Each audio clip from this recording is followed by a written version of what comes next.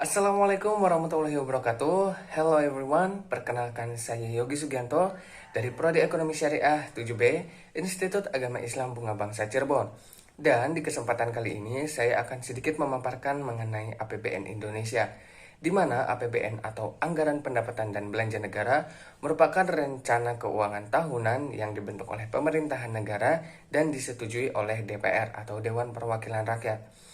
Dan merujuk pada pasal 12 Undang-Undang Nomor 1 Tahun 2004 tentang Pembendaharaan Negara, APBN dalam satu tahun anggaran itu meliputi yang pertama, hak pemerintah pusat yang diakui sebagai penambah nilai kekayaan bersih.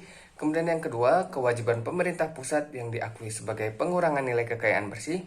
Dan yang ketiga, penerimaan yang perlu dibayar kembali dan atau pengeluaran yang akan diterima kembali, baik pada tahun anggaran yang bersangkutan maupun pada tahun anggaran berikutnya. Tujuan dari penyusunan APBN sendiri adalah sebagai pedoman pengeluaran dan penerimaan negara agar terjadi keseimbangan yang dinamis dalam rangka melaksanakan kegiatan-kegiatan kenegaraan dan tercapainya peningkatan produktivitas, peningkatan kesempatan kerja, pertumbuhan ekonomi, serta kesejahteraan rakyat.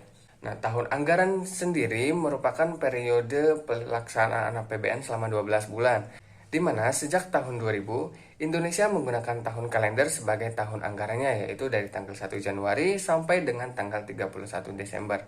Nah, sebelumnya tahun anggaran itu dimulai pada tanggal 1 April sampai tanggal 31 Maret di tahun berikutnya. Nah, penggunaan tahun kalender sebagai tahun anggaran ini kemudian dikukuhkan dalam Undang-Undang Keuangan Negara dan Undang-Undang Pembendaharaan Negara pada pasal 4 nomor 17 tahun 2003 dan pasal 11 nomor 1 tahun 2004. Kemudian jika kita merujuk pada pasal 3 ayat 4 Undang-Undang nomor 17 tahun 2003, APBN ini memiliki beberapa fungsi, diantaranya adalah fungsi otorisasi, fungsi perencanaan, fungsi pengawasan, fungsi alokasi, fungsi distribusi, dan fungsi stabilisasi. Nah, fungsi otorisasi ini mengandung arti bahwa anggaran negara ini menjadi dasar untuk melaksanakan pendapatan dan juga belanja pada tahun yang bersangkutan. Kemudian fungsi perencanaan mengandung arti bahwa anggaran negara menjadi pedoman bagi manajemen dalam merencanakan kegiatan pada tahun yang bersangkutan. Kemudian fungsi pengawasan mengandung arti bahwa anggaran negara menjadi pedoman untuk menilai apakah kegiatan penyelenggaraan negara tersebut sesuai dengan ketentuan yang telah ditetapkan. Kemudian fungsi alokasi mengandung arti bahwa anggaran negara harus diarahkan untuk mengurangi pengangguran dan pemborosan sumber daya, serta meningkatkan efisiensi dan efektivitas perekonomian. Dan fungsi distribusi mengandung arti bahwa kebijakan anggaran negara harus memperhatikan rasa keadilan dan kepatutan. Kemudian yang terakhir, fungsi stabilisasi mengandung arti bahwa anggaran pemerintah menjadi alat untuk memelihara dan mengupayakan keseimbangan fundamental perekonomian. Secara garis besar, struktur APBN ini terdiri atas pendapatan negara dan juga hibah, belanja negara, keseimbangan primer, surplus atau defisit anggaran, dan juga pembiayaan. Kemudian, struktur APBN juga dituangkan dalam suatu format yang disebut dengan I-account, di mana dalam beberapa hal, isi dari I-account ini sering disebut sebagai postur APBN. Beberapa postur APBN diantaranya adalah yang pertama, pendapatan negara dan hibah, di mana penerimaan APBN diperoleh dari berbagai sumber. Di antaranya yang pertama adalah penerimaan pajak dalam negeri, seperti PPh atau pajak penghasilan, PPN, PBB, dan lain sebagainya. Kemudian ada juga penerimaan pajak luar negeri seperti pendapatan biaya masuk dan juga biaya keluar. Penerimaan negara bukan pajak atau PNBP seperti penerimaan sumber daya alam, penerimaan bagian laba BUMN, dan juga lain-lain. Kemudian, postur APBN yang kedua adalah belanja negara, di mana belanja negara ini terdiri atas anggaran belanja pemerintah pusat, dana perimbangan, serta dana otonomi khusus dan dana penyeimbang. Dana perimbangan terdiri atas dana bagi hasil, dana alokasi umum atau DAU, dan dana alokasi khusus. Sementara itu, dana otonomi khusus dialokasikan untuk Provinsi Daerah Istimewa Aceh dan juga Provinsi Papua. Kemudian postur APBN yang ketiga adalah defisit dan surplus, di mana defisit atau surplus ini merupakan selisih antara penerimaan dan juga pengeluaran, di mana pengeluaran yang melebihi penerimaan disebut defisit, sebaliknya penerimaan yang melebihi pengeluaran disebut dengan surplus. Nah, dalam tampilan APBN dikenal dengan dua istilah defisit anggaran, yaitu keseimbangan primer atau primary balance dan keseimbangan umum atau overall balance. Nah, keseimbangan primer atau primary balance ini merupakan total penerimaan yang dikurangi belanja tidak termasuk pembayaran bunga. Dan keseimbangan umum adalah total penerimaan dikurangi belanja termasuk dengan pembayaran bunga. Kemudian postur APBN yang keempat adalah pembiayaan, di mana pembiayaan ini diperlukan untuk menutup defisit anggaran.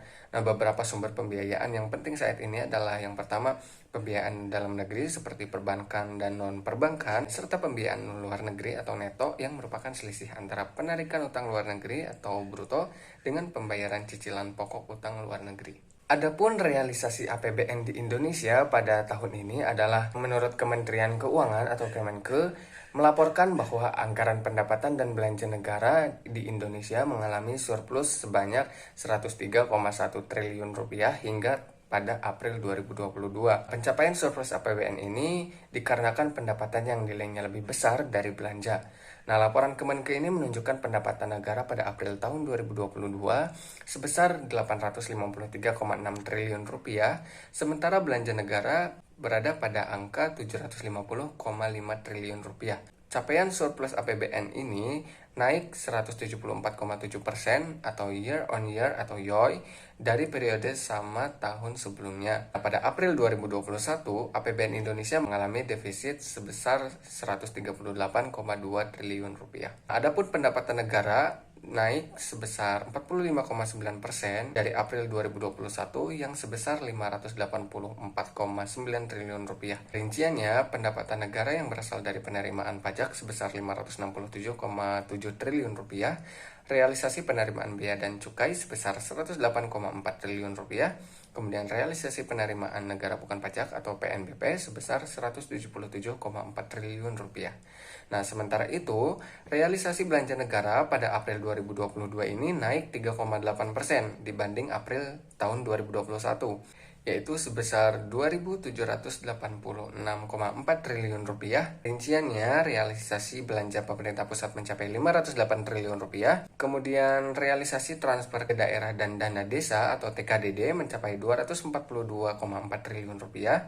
Keseimbangan primer juga mencatatkan surplus sebesar 220,9 triliun rupiah per April 2022. Angka tersebut meningkat dari bulan sebelumnya yang hanya sebesar 94,7 triliun rupiah. Dengan surplus APBN tersebut, maka pembiayaan anggaran semakin dapat ditekan. Realisasi pembiayaan hingga 4 bulan pertama pada tahun ini tercatat sebesar 142,7 triliun rupiah atau turun sekitar 64,1% dibanding dengan tahun lalu.